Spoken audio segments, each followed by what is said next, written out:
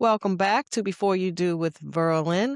I'm your favorite premarital coach and the auntie you didn't know you needed. Thank you for joining me. And today we welcome Mrs. Kyle Colavitti back to the studio for part 2 of Marriage is a Marathon and Not a Sprint. How are you today, Miss? I'm doing great. How are you today? Doing fantastic. And do you want to give us a disclaimer to your peacocks?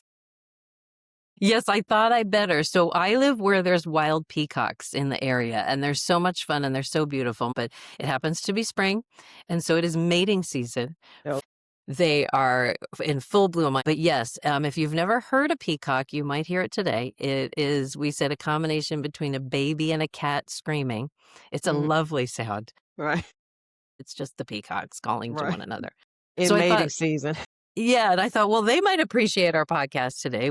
They could learn a thing or two about who they're choosing as their mate during this season and how to make a good choice. All right. Well, we're going to get back into it Absolutely. from part 1. We left off discussing how important it is to know that your person will be there if or when you get sick or you're preparing to die. And so we're going to segue into the next question, asking yourself about, speaking of grief being very intense, Hmm. will we be there for each other if or when we have to bury a parent or another loved one? Right.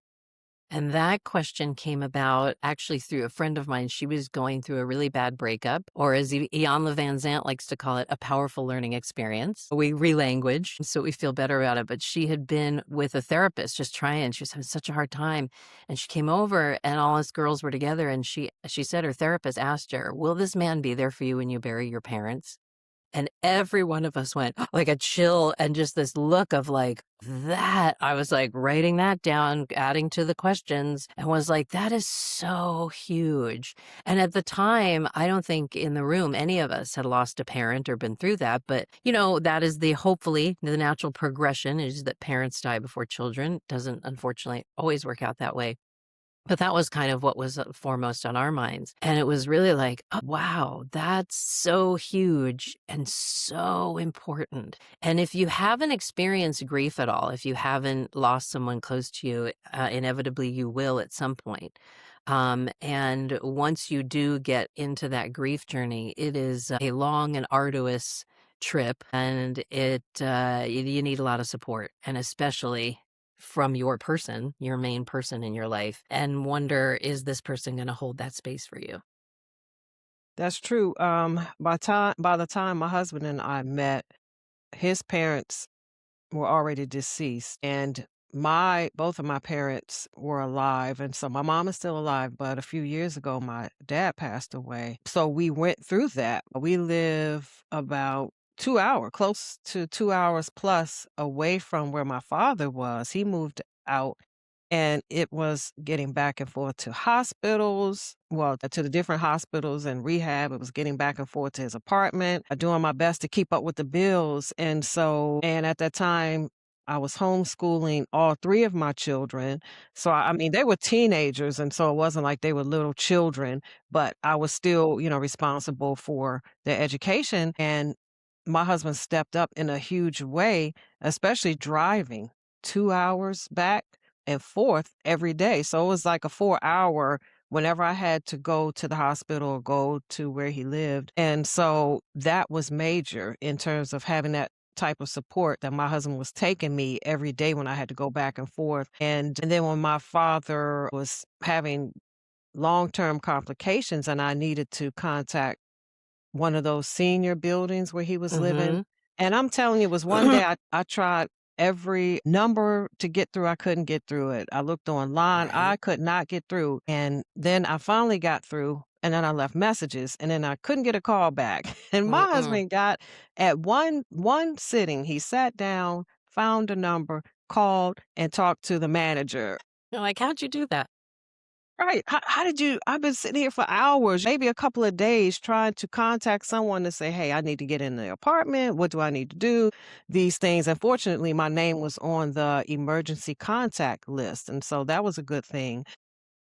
And so, yes, I went through that. my father being sick for close to a Mhm. year, going back and forth, taking care of his business, and then finally he passed away, and then all of the everything that that entails as well. And so I did experience whether or not my husband was going to be there, and I'm an only child. Yeah, I have full responsibility for this, and because my parents have been separated forever. And so it was huge, and I Mhm. don't know how I would have made it through without my husband being literally being there every single time I had to go somewhere, Right. even down to making phone calls for me where I Mhm. couldn't get through. And it's like, yeah, we never had this discussion before we got married. Who of this? Yeah. Excuse me, goodness. And you bring up such a good point that if, yeah, you have elderly parents, I had the exact same situation with both my parents that as they got older, yeah, I'm the one in town. Now there's six of us, but my one sister and I were the two who lived closest. So of course we're doing a lot of the heavy lifting. And thankfully a lot of my siblings would come into town on the weekend or when they could to help. But it's a lot. And I had a 1-year old when my dad got sick. So that was challenging of trying to, "Hey, can you be here taking care of Jonas while I gotta be over here and gotta be there?" And so there's a ton of that, and yes, oh my gosh, the healthcare system and the calls, I am right there with you being like, "No one is getting back, we have these questions," and trying to figure it out, and to have the support during that piece, the leading up to when the writing's on the wall, like, we know this is only going one way, and you need the support during that, and then once they die, that's a whole 'nother you're pushed right into a whole 'nother story with all what grief entails, which if you've never been through it, you don't know how to do grief, you don't realize the grief does you. You don't work it, it works you, and you have to let it, and it's such a long process, and really, you're changed after you lose those significant people, so you change, your life changes, so your partner has to kind of we gotta go through it together and support. And, same with me. When my husband's father had died before we met, and we were talking about it one time, and he said something interesting. He said, the hardest part sometimes is you always have your dad. You always have that. If I get in trouble, I know I can call my dad." And he said, and I don't have that anymore. And I told him, I said, "Oh, say no more. I get that without even losing my dad. I am not looking forward to that, I can call my dad or I can call my mom." And when you lose that, it's so significant in your life. It really is a challenge. And to be there and support someone and understand. I have a friend whose dad just died, and people are saying things to her like, "He died in January," and we're sitting here in April, and they're like, "Oh, are you still grieving?" Like they don't understand the grieving process at all. It's like, what do you mean still? She's like a baby. She was just born into this grief. This is going to take her a long time to work through it. I mean, the whole first year, you're just getting through it, getting through all the first. So you need someone who can understand that. That's how grief works and understand and hold that space. And am I willing to do that for this person? Because then when my mother died, that was it. Now it's nobody. We have no parents. And my siblings and I really just wanted to be together. We were the ones who understood what each other's going through. And my husband was like, "Go. I got the kids. You go. You do what you need to do." And so we were together bonding and planning the funeral and the party and all the things that helped us at that time feel what we needed was to feel together with the only people who really knew what we're going through because they lost their mother as well. So you're really looking for somebody, yeah, who try to whether you have that discussion about it because you can't know it, that grief and all that, you can't know it till you're there. But it's really you're asking that person, but you're asking yourself, what do I believe about it? What can I do? And then Verlyn, a second part of this that didn't come up for till about 6 years ago is the total nightmare. God forbid this happen to you that you lose a child. My niece died 6 years ago at 20 years old. And that was, I mean, it's the worst thing. I always tell my kids, that's the worst thing that can happen to a person, really. I could have diseases, I could have this, I could have that. If you guys are okay, I'm okay. I'll get through it. And that is probably one of, if not the hardest tests on a marriage that you're going to go through. And that's something and that's another thing. I used to watch a show on NBC called New Amsterdam about a hospital in New York. It was so great. But one of the episodes that I really struck me is that it was a counselor talking to parents who had lost their child, their 17-year-old, and they were at odds with each other, kind of at each other. It was newly it had happened. And he said, "You have to remember there's only one person on earth who knows exactly what you're going through right now. and that's the person on the couch next to you. And I think that was so beautiful and so amazing to go, yeah, if you can, you want to turn towards each other because it's the only person alive, right? Who gets this huge, tremendous, unbelievable, unthinkable loss. How do we do that? Are we capable, or how do we know turning towards one another as opposed to a lot of marriages that don't make it after losing a child? So I know we're getting really heavy here, but these are the big life things, right? That we're going to go through: marriage, death, things like that, that, like you said, whoever told us to think about that, like that wasn't something until it was for me. And so I was like, this has to be in my list of questions to really go, yeah, am I going to be strong enough for him? And is this person going to be strong enough for me? And the other piece to that, getting back to the parent thing, Hmm. when my father was unable to take care of himself, this is another discussion we did not have. Right. My husband was the first to say, "Well, if he needs to move here, we're gonna move him here." Right. And my father didn't wanna come here. Most parents, they struggle with that whole independence and not wanting to move in with their children, and so Hmm. however, it was comforting that we didn't have to go back and forth with that, that my husband Right. was like, "Look, if this needs to happen, we'll go get him." Same thing with my mom. Anything ever happens to my mom, she's gonna come here, and so these are conversations you need to have. If a parent becomes ill and they cannot take care of themselves, what are we gonna do? What's the plan of action? Can they come here? Do we put them like, for me, it's a no-brainer Hmm. to, have my parents here, especially because, like I said, I'm an only child, and so, Right. that would be what I would think, but we still had not had this discussion until we were actually facing it, and it's Yeah. You're like, like, oh, "Oh, wait a I minute. never thought about that." We didn't have that, and so these they are real conversations because you think future, but you don't think about these specifics. You just think, "Oh, we're gonna get married, get a house, have children, this, Right. that," and you don't conceptualize loss because right now we're No. planning to gain. And I get it, but that's why we have this podcast so we can have these conversations. Absolutely, because yeah, we want that joy and that optimism and that expectation that everything will be great. Yeah, you want to go into it with that because if you don't, go into it with high hopes, that's not good either. But it's important to think of these things. And it is something that my parents were older parents, same with my husband. So we did have that conversation about our moms. My dad was still around, but we kind of figured like, well, the women usually last longer. And I said, what do you think? Do you have an agreement like that we'll take our moms in if we can, if we have the room? And you were newly getting married, you don't have kids or anything yet, you're not thinking about that. But we said if we can, and we both went, absolutely, you got it. Like we will support that. And it never really came to that because it wouldn't really work out. And my husband's mother's still here and she just moved and we're like, do you want to move in with any of the kids? No, like you say, she wanted her own thing, which I totally get and respect. So we're like, okay, but it was something that, yeah, are we willing to do those things for each other and for our family and be there? Because yes, you can get into, yeah, some sticky places and trouble that's nothing to do with love or your care for one another, but it has to do with all these circumstances surrounding that's why you have this podcast and why we're talking about this, of what can come up that you don't even think about or see coming. And again, there's no guarantees. We're not saying now that we thought of all this and talked about all this, it'll all be great and easy and perfect. No, of course not. That's not real either. But we're trying to get a little more realistic than the fantasy of what it could all be.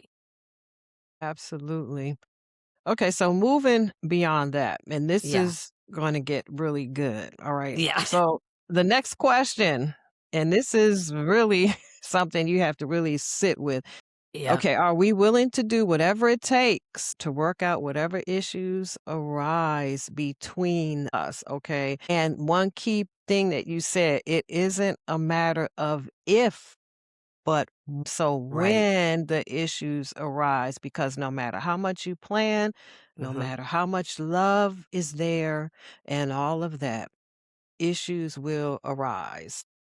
Yeah, 100%. And whether it's things coming up between the two of you or like we're talking about external influences, the thing that I really thought about, and it's really come to fruition a lot, especially even just right now and continuing as we are humans who hopefully keep growing and learning and are on our own journey and path.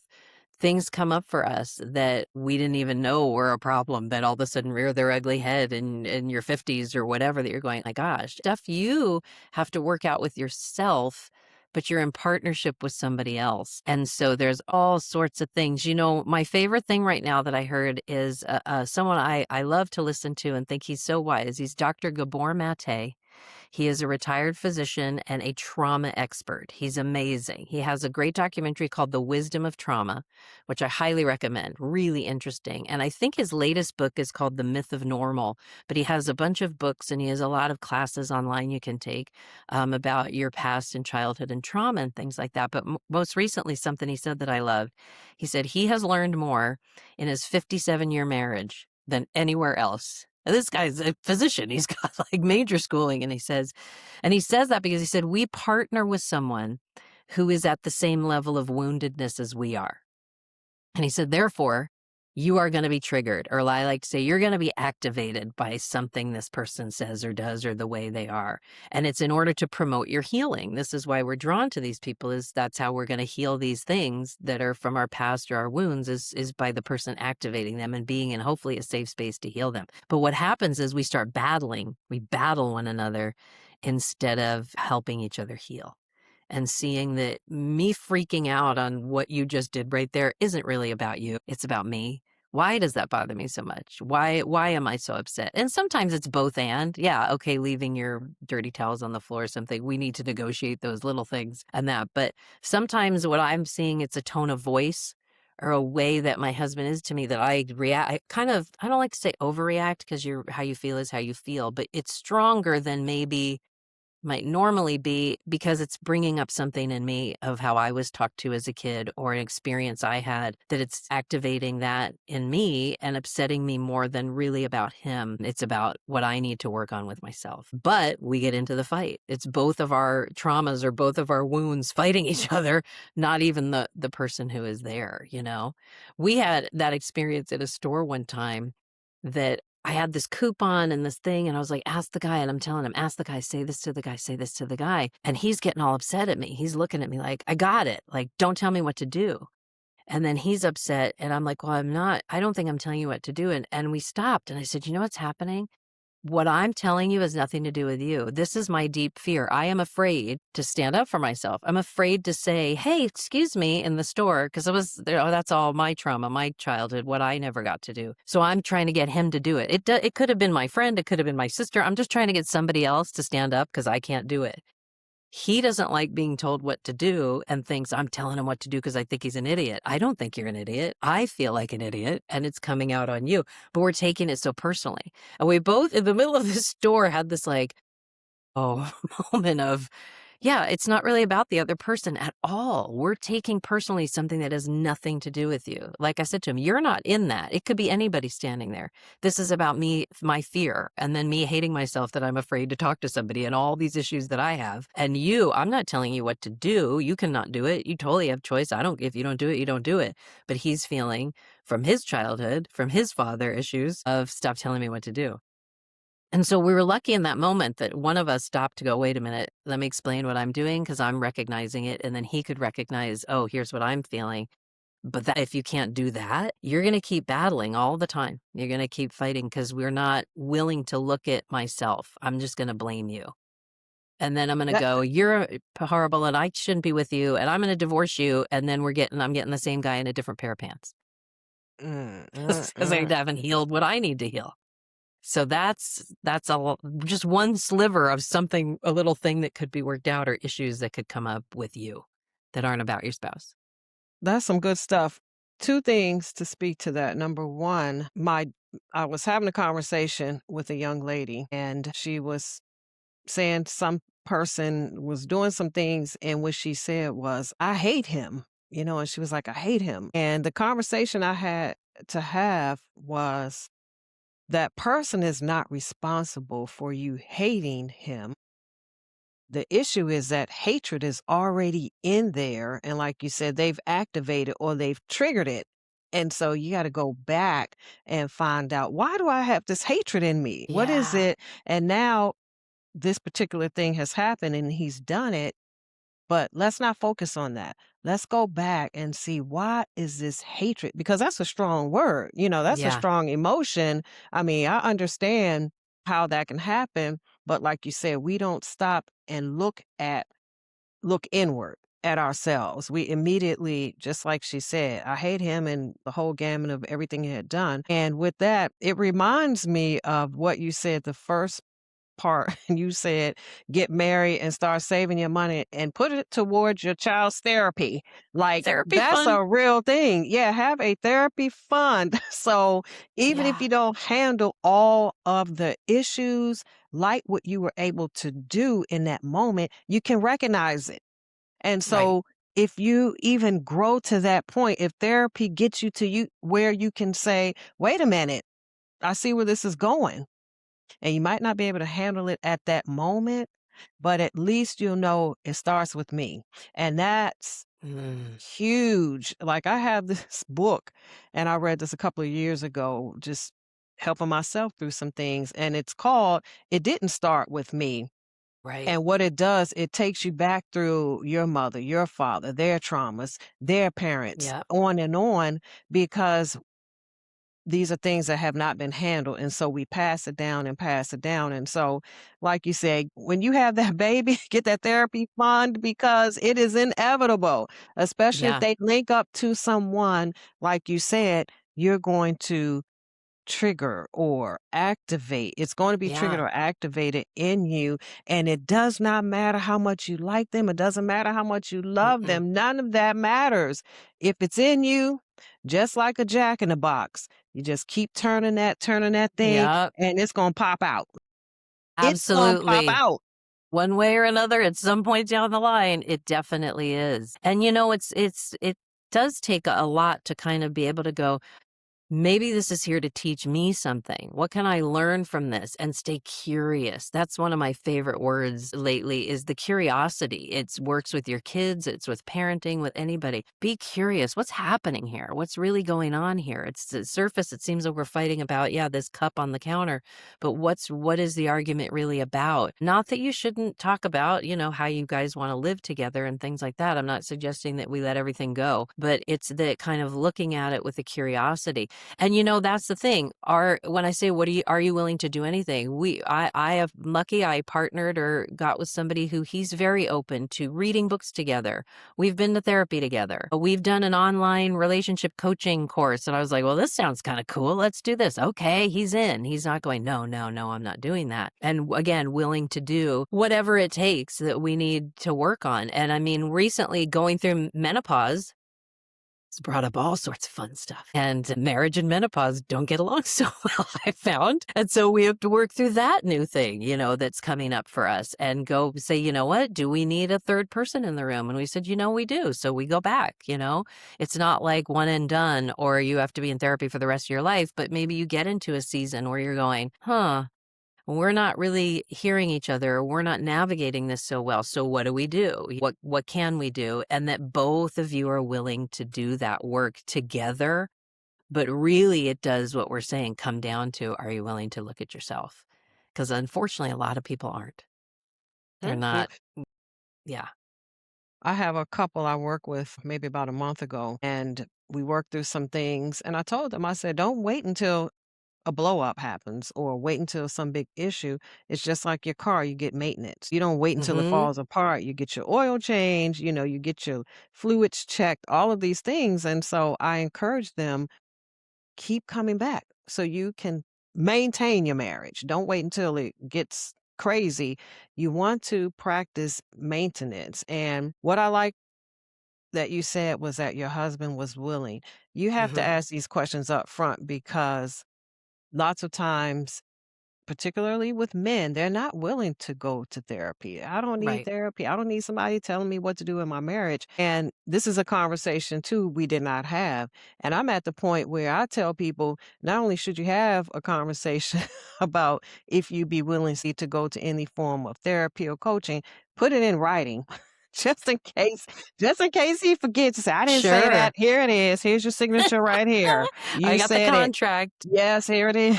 Because there are times you do need, in my opinion, a third party, someone unbiased, not somebody's mother, Right, but, yeah, an unbiased party who can look and not say, "You're wrong, he's wrong. Let's discuss this. Where is this coming from?" You know what I right, mean? And I think sure. that's what we think. Somebody's gonna say we're wrong and she's right, but it's not that. But yeah, No, that's huge. if you've never been to therapy, that is not a good therapist who takes a side. So just so you know, if you do go get a new therapist, that's not the way it's supposed to be.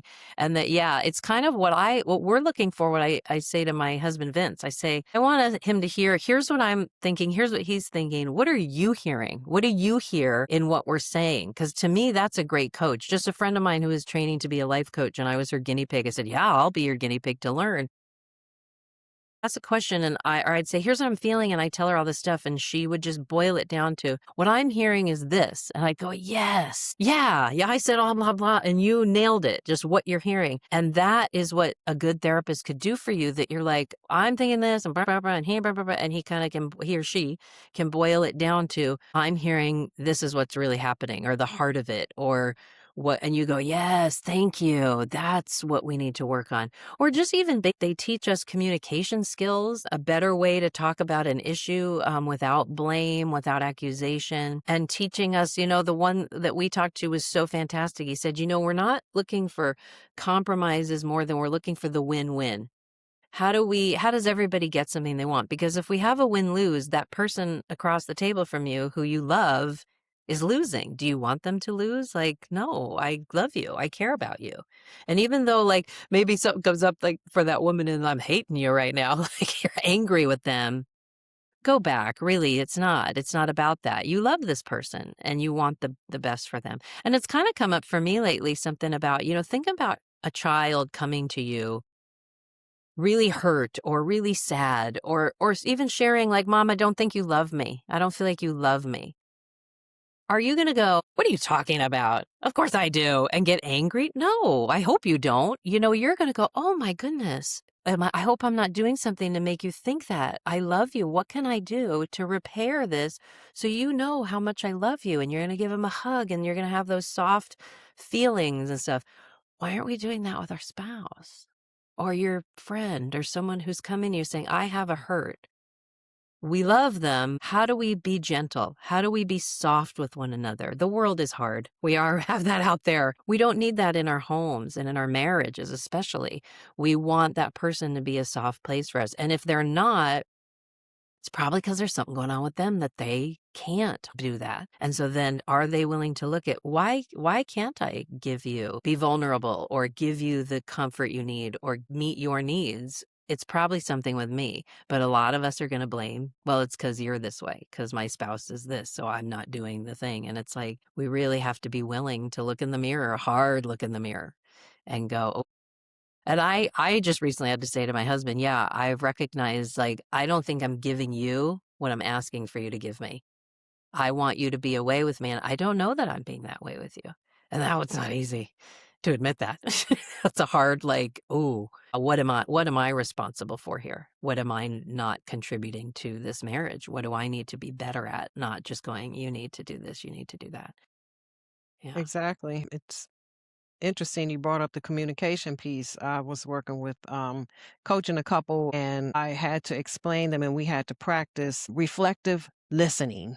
And that means Mhm. you say a thing, I listen, I don't comment, I'm not thinking about my response, I'm not thinking about rebuttal, I'm listening and then say it back to make sure Absolutely. that I understood what you said. And if you say, "That's not what I said," then say it again. And Right? then I'm going to listen again. And then I'm going to process it. And then I'm going to tell you back, "Okay, did you say this, this, this?" And then the person says yes.